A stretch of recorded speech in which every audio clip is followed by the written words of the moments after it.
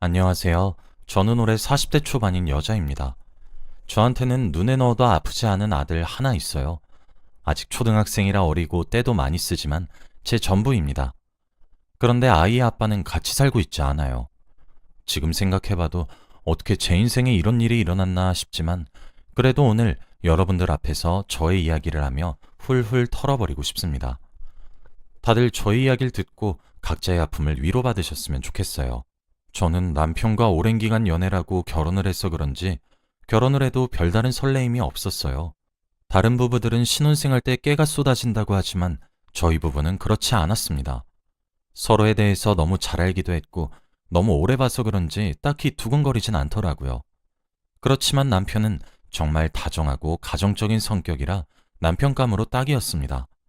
제가 게으른 편이고 요리도 정말 못하는데 남편은 청소, 요리 등등 집안일을 너무 잘했죠. 저보다 더 잘하다 보니 항상 남편이 했습니다. 그래도 저희는 서로 사랑하는 감정도 있었어요. 다른 친구들보다 우리 둘이서 노는 게 가장 재밌었거든요. 제일 친한 단짝 친구라고 생각하면 됩니다. 저희는 부부 생활이 만족스러웠고 행복했어요. 그리고 저희는 결혼 후 얼마 지나지 않아 아이를 낳았습니다. 아이를 낳으니 남편은 더 가정적이더라고요. 다른 집 남편들보다 아이에게 더 관심이 많았고 엄마 역할을 저보다 더 많이 해주었습니다. 남편은 매일 아들을 유치원에 데려다주고 데리러 갔어요. 그리고 아침마다 아들 밥도 다 챙겨주고 준비물까지 살뜰히 챙겨주었죠. 아들을 정말 애지중지 키웠고 저보다 아들을 더 소중히 여기는 것 같은 느낌이었습니다. 주위에서는 다들 제 남편을 보고 왜 이렇게 가정적이냐며 부러워하시더라고요. 저도 이런 남편이 좋았고 결혼하길 잘했다는 생각이 들었습니다. 이런 남편이 흔하지 않으니 말이죠. 그런데 이렇게 가정적이고 다정한 남편이 저에게 이런 짓을 벌일 줄은 꿈에도 몰랐습니다. 그날도 여느 때와 다름없는 주말이었고 저희는 아들과 함께 셋이서 소풍을 가려고 했어요. 저는 우연히 남편의 휴대폰을 보았고 거기에 저장된 다른 여자의 전화번호를 보았습니다. 애칭과 하트 이모티콘으로 저장이 되어 있었고 둘이서 주고받은 메시지를 보니 가관이더라고요. 둘은 이미 만난 지 오래되어 보였습니다. 저는 남편 몰래 그 여자의 전화번호를 제 폰으로 저장을 하고 때를 기다렸죠. 같이 살면서 남편에게 다른 여자가 있다는 건 전혀 눈치를 못 챘어요. 아들한테 너무 잘하니 말입니다. 그런데 남편과 불륜을 저지르던 그 여자는 20대 초반의 여자였어요. 남편과 띠동갑 이상으로 차이가 났습니다. 그 어린애가 아들까지 있는 유부남을 만난다는 게 저는 이해가 되지 않았죠. 전 며칠간 곰곰이 생각을 했어요. 남편과 이혼을 할지 말지에 대해서 말입니다. 저는 남편 몰래 이혼 전문 변호사인 제 친구를 찾아가 의뢰를 했고 어떻게 해야 할지 정보를 얻었어요. 다행히도 친구 덕분에 많은 도움이 되었고 저는 남편에게 모든 사실을 다 말했죠. 바람 피우고 있다는 걸 제가 눈치 못 챘는 줄 알았는지 남편은 무척이나 놀라했고 저는 그 여자와 삼자 대면을 하고 싶다고 했죠. 남편은 그 여자와 정리하겠다며 저한테 사과라고 무릎도 꿇고 난리였지만 저는 절대 봐주지 않았어요. 그동안 생각 정리도 다 끝냈고 그 여자한테 고소장이 곧 갈 거라고 말해주고 싶었거든요. 그리고 대체 어떤 여자길래 남편이 그 어린 여자아이를 만나는지 이해가 되지 않았습니다. 며칠 후 저는 그 여자를 만났어요. 아직 나이도 어린 애가 왜 이렇게 뻔뻔한 건지 제가 그 자리에 가니까 다리를 꼬고 팔짱을 낀 채로 저를 위아래로 훑어보더라고요. 어린애한테 그런 눈빛을 받으니까 기분이 나빴습니다. 남편은 자기가 잘못한 거라는지 고개를 떨구고 아무 말도 못하고 있었고 남편의 상간녀는 껌을 질겅질겅 씹으며 말을 했어요. 오빠, 이 여자랑 이혼하고 나랑 살 거지? 저도 남편과의 이혼을 생각하고 있었고 당연히 같이 살 생각이 없었습니다. 그 여자보다 저희 가정을 버린 남편한테 더 배신감을 느꼈거든요. 그런데 남편은 상간녀의 말을 듣더니 갑자기 눈이 휘둥그레져서 말을 했습니다. 무슨 소리야? 내가 너랑 왜 살아? 나 이혼 안 할 건데? 나 와이프 없이 못 살아. 남편의 말에 저와 그 여자 둘 다 놀랐어요. 당연히 이혼을 할 생각이었고 한번 바람 피운 남자와는 도저히 못 살겠다고 생각했거든요. 그런데 그 여자는 스스로도 많이 당황스러웠나 봐요. 제 앞에서 자기 편을 들어주지 않으니 자존심이 많이 상했나 봅니다. 상처받은 듯한 얼굴을 하고 있었죠. 그래서 저는 말했습니다. 저는 이놈이랑 이혼할 거예요. 그러니까 이 쓰레기 같은 놈 당신이 가져요. 아, 그리고 곧 고소장 갈 거예요. 법정에서 봬요. 이 말을 하고 저는 자리를 뜨려고 했습니다. 그런데 남편은 저를 따라오려고 자리에서 일어나 이혼하지 말자고 했어요. 저는 남편의 말을 무시하고 갈 길 가는데 뒤에서 그 여자가 소리쳤습니다. 오빠, 나 임신했어. 그 말에 저와 남편 둘 다 그 여자를 쳐다봤어요. 상간녀는 울먹이며 남편을 쳐다봤고 남편은 어쩔 수 없이 그 자리에 남아야 했죠. 그때는 상간녀가 임신을 했으니 당연히 남편이 그 여자와 살림을 차릴 줄 알았답니다. 저는 차라리 그런 남녀끼리 만나는 게 더 나을 거라고 생각이 들었어요. 그리고 저는 남편에게 이혼 소송을 하고 여자한테 상간녀 소송을 했습니다. 변호사 친구가 알려주는 방법을 총동원해서 최대한 위자료도 많이 받고 저한테 유리한 쪽으로 했죠. 남편은 저를 볼면 복이 없다며 제가 원하는 대로 다 흘러가게 해주었고 그 여자는 변호사를 선임할 돈도 없어서 변호사도 없었고 결국 제가 승소를 했죠. 남편과 상간녀의 회사와 가족, 지인들한테까지 소문이 다 나서 얼마나 통쾌했는지 몰라요. 남편의 가정적인 면을 알았던 사람들은 많이 충격도 받았습니다. 길고 긴 소송이 끝나고 저는 이제 다시 일상으로 돌아왔어요. 아들과 소중한 시간을 보내며 다시 새로운 삶을 살아가게 되었습니다. 처음엔 남편이 저를 배신했다는 생각에 잠도 못 자고 괴로웠는데 시간이 지나고 보니 이제서라도 그런 놈을 제 곁에서 떼어낸 것이 다행이라고 생각이 들었어요. 그리고 그 어린 여자애와 만나서 고생하는 걸 한번 보고 싶기도 했습니다. 전 남편은 저와 이혼 후 회사에서 따가운 눈초리를 받고 결국 사직서를 냈다고 해요. 그래서 무직자로 지금 편의점 아르바이트를 하며 겨우 생계유지하고 있다고 합니다. 저는 그들이 망가져가는 걸 제 눈으로 똑똑히 보고 있으니 더 통쾌해요. 저는 혼자서 아들을 키우는 것도 나쁘지 않았어요. 오히려 아들과 있는 시간이 더 늘어나서 좋았고 아이도 저를 많이 믿고 의지해주니 책임감도 생기더군요. 저는 다시 제 인생을 살아가는 것 같아 하루하루 기뻤습니다. 그런데 전 남편과 아들이 주기적으로 만나서 같이 밥을 먹어요. 이혼은 했지만 아이 때문에 같이 만나야 합니다. 그때는 이혼을 하고 몇 달이 지난 후라 그 자리가 어색하거나 불편하지도 않았어요. 아들도 부모님이 떨어져 사는 걸 적응했거든요. 저희가 항상 모이면 밥을 먹고 헤어지는데 그땐 오로지 아들 이야기만 해요. 아들의 교육이나 친구 관계에 대해서 말이죠. 그런데 그날따라 전 남편의 표정이 좋지 않더라고요. 개인 사정이 있나 보다 하고 물어보지도 않고 티도 내지 않았습니다. 그런데 제가 화장실에 갔다가 나왔는데 문 앞에 전 남편이 서 있더라고요. 저는 깜짝 놀란 채로 쳐다보는데 전 남편이 저에게 놀라운 말을 했습니다. 나 걔랑 헤어졌어.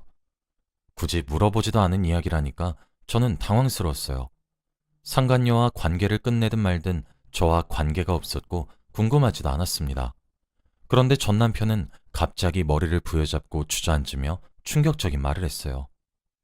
아이가 뱃속에서 그만... 상간녀가 임신한 아이가 결국 세상 밖에 나오지 못했다고 합니다. 솔직히 한편으로 안타깝긴 했지만 저와 관계없는 일이라 위로도 해주지 않았습니다. 그저 단답형으로만 대답을 하고 저는 다시 아들이 있는 자리로 갔죠. 그리고 저는 다시 일상으로 돌아왔습니다. 그때 전 남편이 저에게 했던 이야기는 전부 다 잊고 있었죠. 그런데 어느 날이었습니다. 제 직업이 교사라 고등학교에서 아이들을 가르치고 있어요. 그날도 수업을 하고 있었고 평소와 다름없었습니다. 아이들이 전부 다 칠판만 보고 있는데 그때 누군가 뒷문을 쾅 하고 열더라고요. 그런데 그 여자는 바로 상간녀였습니다. 그 여자는 제정신이 아닌 것 같았고 몸도 제대로 가누지 못했죠. 술에 만취가 되어 있었습니다. 그리고 그 여자는 저에게 다가와 제 머리채를 잡으며 말을 했어요. 이 여자가 내 남편이랑 바람나서 내 아이를... 그렇게 됐어. 이런 사람 밑에서 뭘 배울 게 있다고 너네들은 여기 앉아있니? 당장 나가! 아이들은 비명을 지르며 교실 밖을 뛰쳐나갔고 저는 머리채가 잡힌 채로 비명을 질렀습니다. 몇 분 뒤 경찰들이 와서 상간녀를 연행해갔고 저는 만신창이가 되었죠. 다른 선생님들은 저를 보며 속닥속닥거리고 있었고 저도 경찰서에 가서 조사를 받아야 했기에 같이 경찰서로 갔습니다. 경찰서로 가는 내내 아무 생각도 들지 않았어요. 대체 이게 무슨 상황인지 납득이 되지 않았거든요. 저는 경찰서로 가서 상간녀가 하는 말을 들었습니다. 대체 왜 그런 말을 하고 그런 짓을 벌였는지 말이죠. 그런데 그 여자가 하는 말은 정말 충격적이었어요. 제가 전 남편과 다시 합치려고 불륜을 저지르고 있다고 했고, 뱃속에서 자신의 아이가 그렇게 된 게 모두 제 탓이라고 했죠. 저는 말도 안 되는 소리여서 말문이 막혔습니다. 그런데 그 여자는 확신을 하고 있었죠. 제가 아들 때문에 주기적으로 만나는 게 저와 전 남편이 데이트라는 거라고 생각하고 있었어요. 그리고 무엇보다 자신의 아이가 그렇게 된 건 전 남편 머릿속에 저와 아들 생각으로 가득해서 상간녀한테 소홀하게 대했다고 해요. 전 남편이 저와 이혼 후 스트레스도 많이 받고 죄책감을 느꼈다고 합니다. 그래서 지방과 그 여자한테 소홀해진 것이죠. 그리고 한 달에 한두 번 정도 전 남편이 기분 좋은 날이 있는데 뒷조사를 해보니 그날마다 저와 아들을 만났던 거죠. 그래서 그 여자는 제가 일하는 직장에서 그 난리를 피운 겁니다.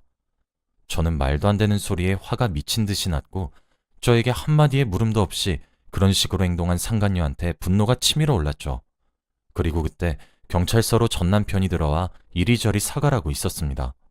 그런데 전 남편은 곧장 상간녀한테 가지 않고 저한테 와서 괜찮냐고 이리저리 살피더라고요. 그 순간 상간녀는 화를 미친 듯이 냈습니다. 오빠! 오빠의 아는 난데 지금 뭐 하는 거야? 그 순간 전 남편은 그 여자한테 가지 않았어요.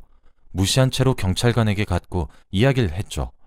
전 남편은 그 여자가 오해를 하고 있었던 걸 이제서야 알게 되었고 저에게 사과를 했습니다. 저는 경찰서를 나오면서 한마디 했어요. 네 아내 관리 잘해. 너 때문에 나 직장 잃으면 어떡하니? 이러니까 어린애들 만나면 고생하는 거야. 그리고 저는 학교로 돌아갔어요. 학교 분위기가 지금쯤 어떻게 되어 있을지 궁금했죠. 당연히 만취한 여자가 하는 헛소리는 믿지 않을 거라고 믿었습니다. 다들 저한테 괜찮냐고 물어봐 줄 줄 알았죠.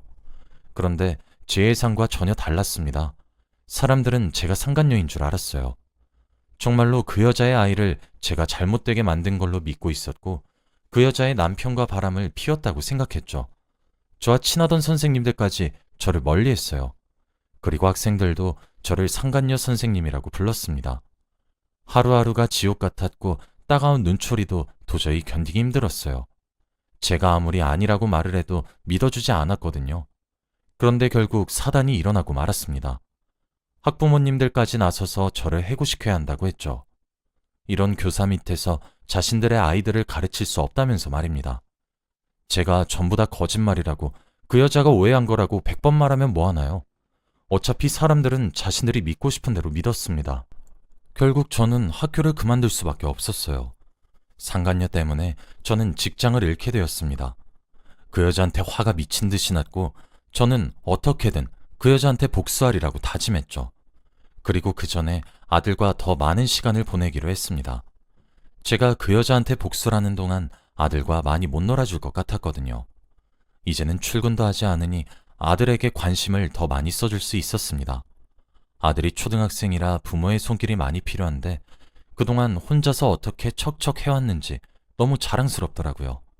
등하교도 혼자 하고 준비물도 잘 챙겨갑니다. 그런데 어느 날이었어요. 그날은 아들이 등교를 하고 저는 집안일을 하고 있었습니다. 그때 누군가 사진을 보냈어요. 사진은 바로 제 아들의 등교길 사진이었습니다. 그리고 그 문자를 보낸 사람은 바로 상간녀였죠. 네가 내 인생 망가뜨렸으니까 나도 네 인생 망가뜨려줄게. 이렇게 문자가 왔어요.